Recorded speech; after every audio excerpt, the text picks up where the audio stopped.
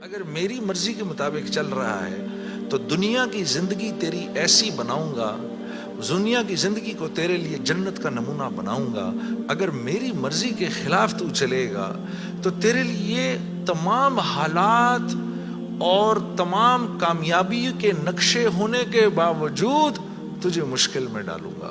اور میرے عزیز دوستو، یہ ازل سے لے کر آج تک ہو رہا ہے اور آج سے لے کر ابد تک یہی ہوگا۔ لیکن اگر اس کے اندر اللہ کے غیر کا تعفن ہے، اسی لیے تو پھر نماز میں دل نہیں لگتا۔ اچھا، پھر نماز میں دل نہیں لگتا، پھر تھوڑی دیر بعد شیطان کہتا ہے بھائی کیا یار ٹائم ویسٹ کر رہا ہے، یار چھوڑ کوئی اور کام کر۔ ادھر اس نے نماز چھڑائی، ادھر شیطان نے نماز چھڑائی، ادھر آپ اور میں گئے کام سے۔ ادھر نماز گئی، ادھر ہم گئے، بس چھٹی، اب فارغ۔ اب فٹ بال کی طرح شیاطین کبھی لات ادھر سے ادھر ماریں گے، کبھی ادھر سے ادھر ماریں گے، کبھی ادھر سے ادھر۔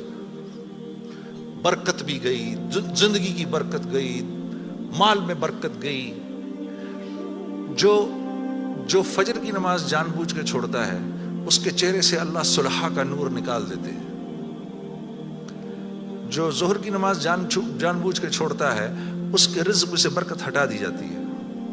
جو عصر کی نماز جان بوجھ کے چھوڑتا ہے، اللہ اس کے جسم کی طاقت کو سلب کر لیتے ہیں۔ یہ بیمار رہتا ہے اندر سے، اس کو بیمار رکھتے ہیں۔